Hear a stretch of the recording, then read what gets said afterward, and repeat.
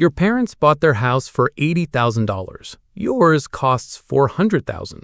Same country, same dream, completely different math. And nobody in your family wants to explain that because the truth is they don't understand it either. They just know what worked for them. They think it'll work for you. It won't. Not the same way. Welcome back to Smart Investing Journey. I'm Marcus. This is the channel where broke ends and ownership begins. If you're new here, we don't do shame. We don't do boomer finance cliches. We do systems. Today, we're taking apart the biggest financial decision of your adult life, and we're going to do the math your family skipped. Let's be honest about something first. If you've ever sat at a holiday dinner and heard, "Just buy a house, stop throwing money away in rent," you know the tone. It's not cruel, it's not even wrong exactly, it's just old. It's math from a different economy applied to a completely different one, delivered with total confidence. Your parents' down payment was a summer job. Yours is a decade. That's not a complaint, that's a fact. And facts are where good decisions start. And I already know what's coming in the comments, so let's address it right now instead of pretending it won't show up. Renting is throwing money away. I understand why that phrase exists. I understand why it feels true. But it's not actually a financial argument. It's a feeling wearing a financial costume. Renting buys you a service, shelter, flexibility, and zero exposure to a roof that fails in February. Buying trades that flexibility for equity, assuming the math actually works in your favor. Neither one is throwing money away. One of them is just misunderstood by almost everyone who says it with confidence at a family dinner. Here's what's actually happening. You're not bad with money. You're not behind. You're not failing some test everyone else passed. You are standing in front of a math problem that changed its own variables while nobody told you. So today we fix that. We're building what I call the ownership math. 5 numbers in order that tell you the truth about renting versus buying for your life, your city, your income, not your parents. Number 1, the real rate. Most people compare a mortgage payment to a rent check. Wrong comparison. That's the first mistake, and it's the one that gets people into houses they can't actually afford. The real comparison isn't payment versus payment. It's total monthly cost of ownership versus total monthly cost of renting. Ownership isn't just principal and interest. It's property tax. It's insurance, which has gotten brutal in the last few years in half this country. It's maintenance, and the real number for maintenance is 1% of the home's value every single year, whether you spend it or not, because eventually the roof doesn't ask permission. Add PMI if you're under 20% down. Add HOA if it applies. Now you have the real rate. Here's a case study. Priya, 29, marketing manager, looked at a $380,000 condo. The listed mortgage payment was $2,200 a month. Felt doable next to her $1,800 rent. But once she stacked tax, insurance, HOA, and maintenance reserve, her real rate was $3,100 a month. That's not a $400 gap anymore. That's a $1,300 gap. Same house, completely different decision once she saw the real number. What most people get wrong here is treating the mortgage quote as the finish line. It's the starting line. The bank will approve you for a payment. The bank will not tell you what that payment actually costs once the house starts being a house. Contrast that with Tyler, a viewer of this channel, who ran his real rate before he ever toured his single property. He was pre-approved for a payment that felt exciting, but once he stacked insurance in a flood risk zone, an HOA with a history of special assessments, and the realistic 1% maintenance reserve, his real rate came in $540 higher than his rent every single month. He didn't buy. 18 months later, that same building had a $40,000 special assessment for a new roof split across every unit owner. He watched it happen from the outside, and for the first time in his life, renting felt like a strategy instead of a compromise. Number 3, the opportunity cost ghost. This is the number nobody at the dinner table brings up because it's invisible. Every dollar you put into a down payment is a dollar that stops working for you anywhere else. If you put $60,000 down and the market, historically, returns somewhere around 7 to 10% a year in a simple index fund, that's real money that vanishes from your future the moment it becomes a down payment. It's not gone, it's just doing a different job now. It's paying off a piece of a house instead of compounding in the market. Neither choice is wrong, but only one of them is honest about the trade. Think about David, 31 put $40,000 into a down payment 3 years ago instead of investing it. His house appreciated. Good for him. But when he actually ran the comparison against what that $40,000 would have done sitting in an index fund over the same 3 years, the gap was smaller than he expected because he never accounted for the interest he was also paying the bank the whole time. The opportunity cost ghost doesn't mean don't buy. It means know exactly what you're giving up before you give it up. Here's the historical context that makes this number matter even more right now. Mortgage rates spent most of the 2010s under 5%. A lot of the just buy advice you inherited was formed in that decade, when the opportunity cost ghost was smaller because borrowing was cheap and the math tilted harder towards ownership. Rates have moved since then. When borrowing costs more, the ghost gets bigger because more of your payment goes to interest instead of equity. And that interest is money that isn't buying you a house or compounding in the market. It's just gone. Your family's advice isn't wrong because they're wrong people. It's wrong because it's time-stamped to an economy that no longer exists. Now hold on, because here's where it gets real.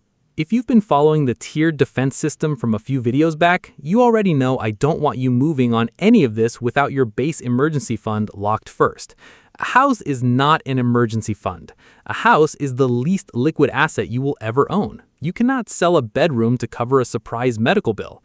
Foundation first, down payment second. Always in that order. If this is hitting different for you right now, drop a comment with your city. I want to see where this conversation is happening because rent versus buying in Ohio and rent versus buying in California are not the same video. Number 3, the mobility tax. This is the one that ends more should I buy conversations than any spreadsheet ever will. Buying a house has a hidden tax built into it, and that tax is time. Between closing costs to buy, roughly 2 to 5% of the purchase price, and closing costs to sell, roughly 6 to 10% when you count the agent commission, you are often 8 to 15% underwater the day you sign. That's not a typo. That's the actual math, which means if you sell in year 1 or 2, you're not just breaking even. You're often losing money even if the home appreciated. This is exactly where career mobility comes into this equation, and this channel talks about income more than almost any other finance channel out there for a reason. If there's a real chance you take a job in another city in the next 3 years, and for a lot of people in their 20s and 30s there absolutely is, buying can quietly cost you tens of thousands of dollars in exit fees on a home you never even got to enjoy long enough to build equity in. Different price, different rates, different rules. That's true across cities, and it's true across careers. If your early career, first 5 years, still figuring out which industry actually wants you, the mobility tax should weigh heavier in your decision than almost anything else on this list. Optionality is worth real money when you're young, even if nobody puts a dollar sign on it. If you're 10 plus years into a stable field, in a role that isn't going anywhere, the mobility tax matters less because the odds of you eating that 8 to 15% exit costs are lower. Same math, different weight, depending on where you actually are. Number 4. The break-even line. Here's the number that actually answers the question. Take everything from numbers 1 through 3, the real rate gap, the opportunity cost goes, the mobility tax, and run them against your specific timeline. There is a mathematical point, usually somewhere between 5 and 8 years depending on your market, where buying starts to beat renting. Before that line, renting almost always wins financially. After that line, buying almost always wins financially. The line moves based on your city, your down payment size, and your mortgage rate, but the line exists, and you can calculate it in about 10 minutes with a rent versus buy calculator and the real numbers from steps 1 through 3. Jasmine, 28, ran her numbers for a home in Austin. Her break-even line came out to 6.5 years. She knew she wasn't leaving Austin anytime soon. She'd already built her career, her friend group, her whole 6-slow automation system around that city, so she bought. Not because buying is always right, because her math crossed her line. What most people get wrong here is skipping this step entirely and deciding based on vibes, on whether buying feels like winning. Feelings don't have a break-even point. Math does. Compare Jasmine to Omar, another viewer, who bought in year 1 of a new job because it felt like time, without running his own break-even line. His job relocated him 14 months later. He sold at a loss once closing costs on both ends were counted, and the equity he thought he'd built had barely covered what the transaction itself cost him. Same country, same intentions, completely opposite financial outcome, because one of them calculated the line first, and one of them didn't calculate it at all. Number 5, the freedom multiplier. This is the number that's actually about you, not the spreadsheet. Ownership only multiplies your freedom if it fits the life you're actually building, not the life you think you're supposed to want by 32. Some of you are building a location-independent career. Some of you are 2 years from a role that requires relocation. Some of you have a partner situation that's genuinely unresolved. Buying a house doesn't fix an unresolved life. It just makes an unresolved life a lot more expensive to change your mind about. I need you to hear this part clearly because it's the deeper truth under all the math we just did. A house doesn't make you an adult. A plan does. You can rent for the next 6 years, max out your investments, run a real rate calculation every single year, and end up wealthier and more free than someone who bought at 26 because everyone around them was doing it. Ownership is a tool. It is not a scoreboard. And renting isn't losing. Buying wrong is. Not lazy, not behind, just playing a different board game, one where the rules change, then nobody sent the new rule book to your generation. So let's put the whole ownership math together.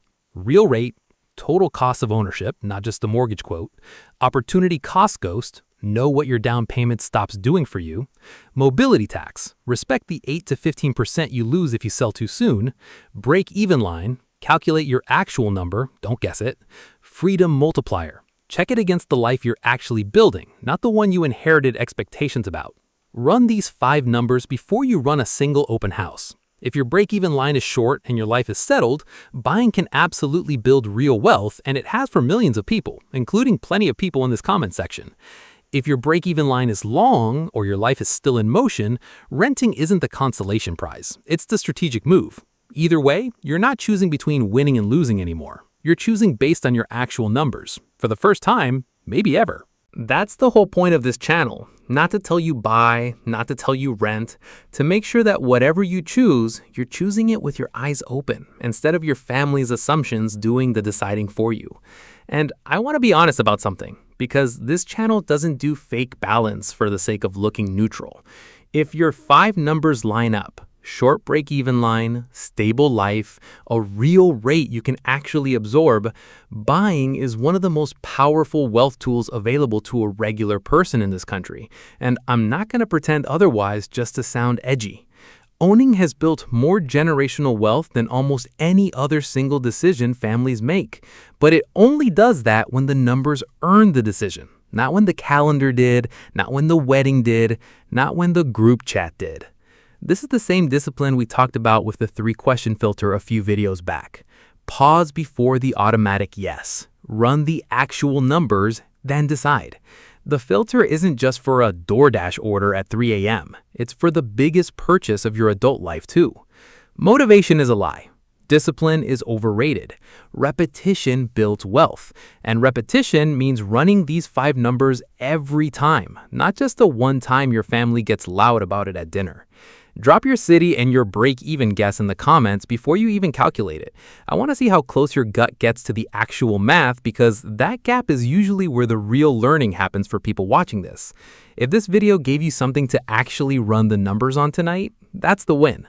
Subscribe if you want the rest of the series, because next video, we're breaking down the exact calculator I use with clients to find their personal break-even line, step by step in under 10 minutes, where broke ends and ownership begins. Not your parents' math, not your group chat's math, your math. I'll see you in the next one.